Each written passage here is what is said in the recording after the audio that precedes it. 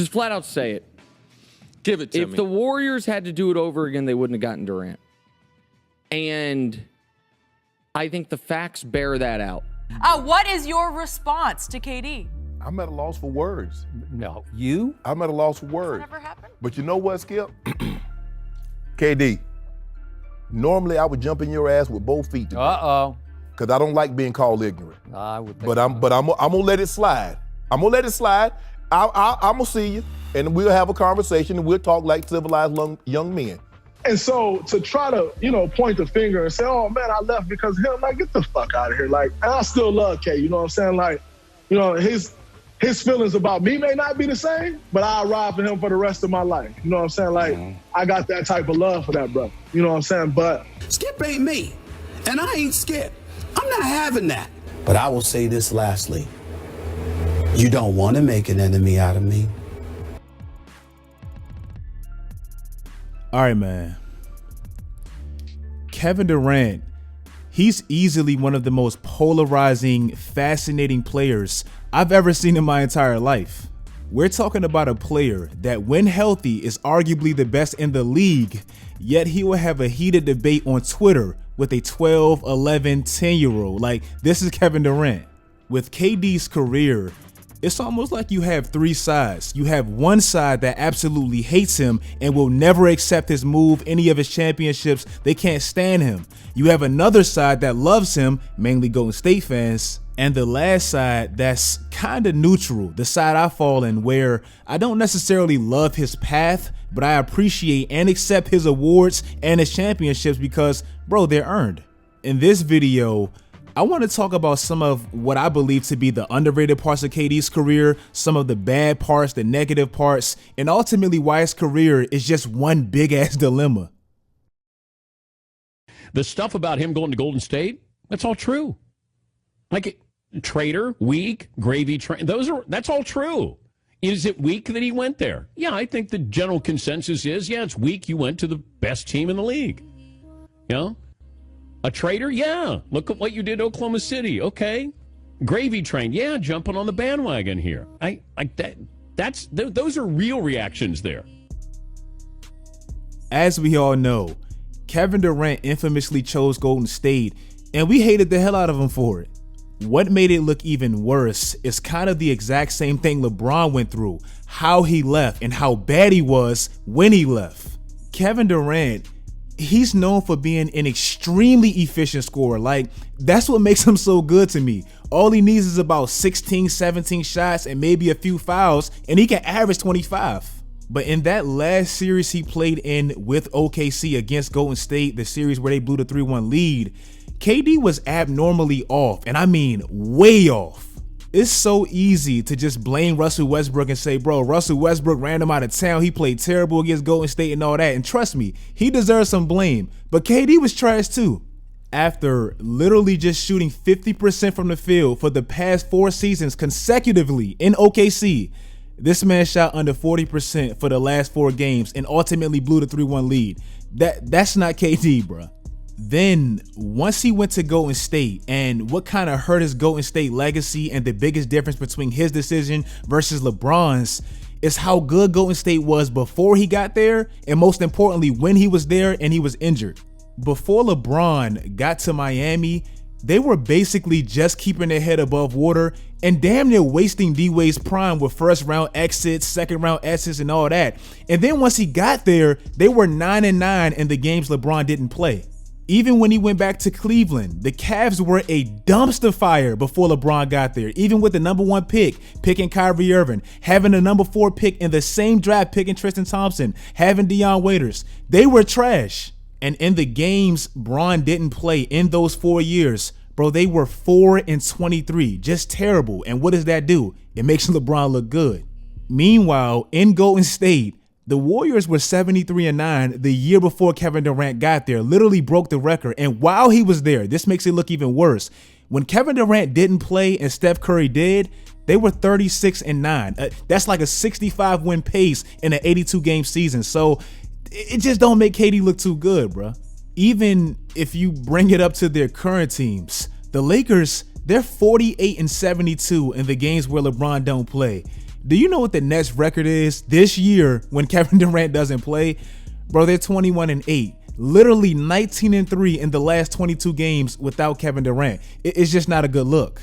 And for the people that may be wondering, like, why are you constantly comparing LeBron to KD? Well, I always say that LeBron started this super team and all that, and KD finished it. So they're always going to have that in common.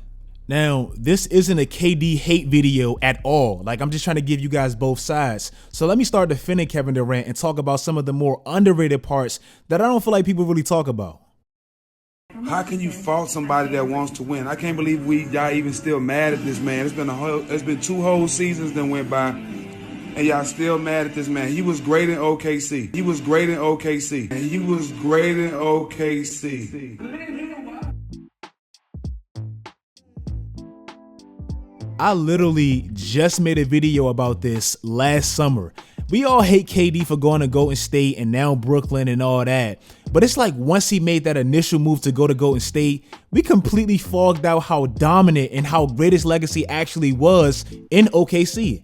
Never forget that while he was in OKC, this is a guy that after his first loss against Kobe in 2010 when he was a kid and Russell Westbrook and Harden was kids and all that, this man never lost a series before the Western Conference Finals ever again. Like, he had the 1 year when Russell Westbrook got hurt by Pat Bev, but I don't really count that. When he at least had Russell Westbrook, he was always in the mix of things.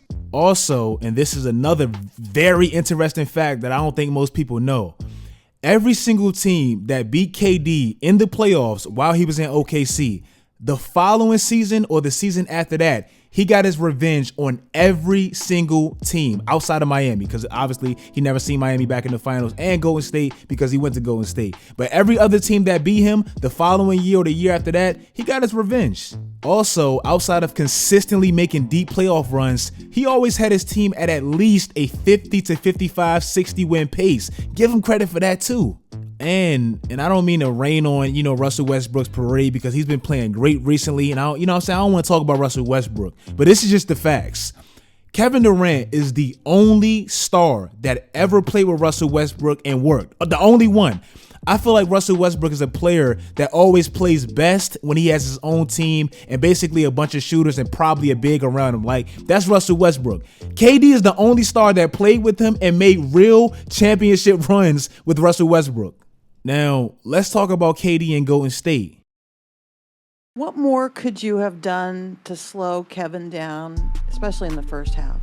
I mean, he's Kevin Durant. You know who I am. I promise we tried. If you was a coach, what would you tell us to do? Thank you. We tried everything.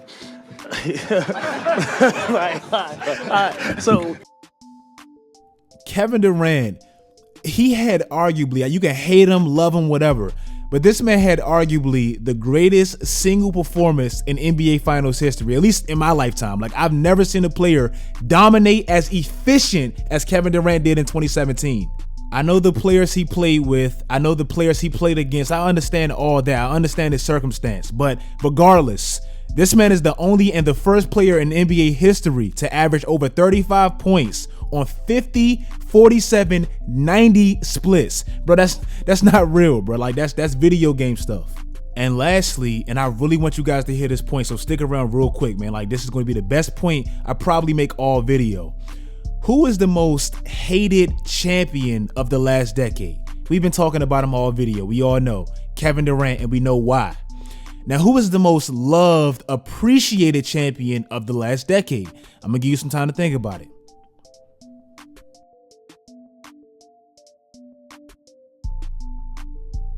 As great and as phenomenal and as dominating as KD played in his 2 championships, plural, his 2 championships and 2 rings and 2 finals MVPs will never, and I mean ever, equate to Dirk Nowitzki's 1, and we know why.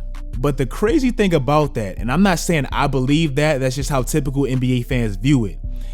But the crazy thing about that is Dirk, he won the NBA Finals and he won the Finals MVP, right? And I have no problem with that. I have no problem with that whatsoever. But you could have easily, and I mean easily, given that specific Finals MVP to Jason Terry, and nobody would have had no problem with that.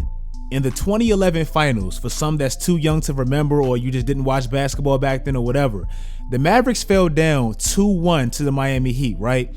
They won the last 3 games to win the series 4-2.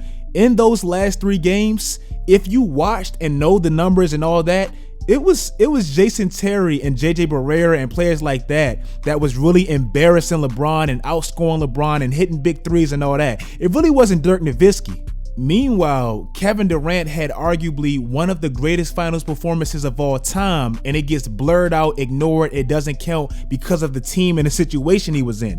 That's just how most view it. Now, before you run to the dislike button and slam me and say no Dirk slander tolerated and all that, calm down. I'm about to explain why I'm glad Dirk actually won it. Dirk winning that finals MVP, it wasn't about the finals per se. Like, it wasn't about that specific series. To me, it was about his whole playoffs in totality. Like the 3 series before that, the teams he beat, the faces he beat, the people he beat. In the 3 series before the NBA finals, this man was averaging 28 points as a big on 50, 50, 90 splits. Bro, that shit never happened from a big. Mind you, this was before like the Joel Embiids, the Nikola Jokic's, the Kristaps Porzingis, all this new era big shooting threes. This was before this era truly revealed itself, so it wasn't normal. I say all this basically to say that Kevin Durant's career is one big ass dilemma. Even this year, if he wins a championship after missing, say, 50, 60, 70% of the season, people aren't going to credit that. They're going to say James Harden carried the season, possibly won the MVP, and he came along at the back end and scooped up his 3rd championship. Me personally, again, I don't love the path he took to get to where he is right now with the championships, but I respect it and I don't discredit it because he earned those championships. He wasn't just a piece or a player on the team, bro. He won the finals MVP. And even in Brooklyn, it's not like he knew James Harden was going, bro. He went there and all that stuff just happened afterwards. So it's not really his fault, but his career is always going to have that big ass asterisk, and that's unfortunate. If you guys like this video, and matter of fact, if you guys made it this far, I feel like I was rapping like hell in this video. Type in your favorite team in 4. I've done that before, but do that. Just let me know you guys watched the video, and I appreciate the hell out of that. Like the video, man. Follow all of my social media sites. Do all that great stuff, guys. And until next time, as always, stay tuned.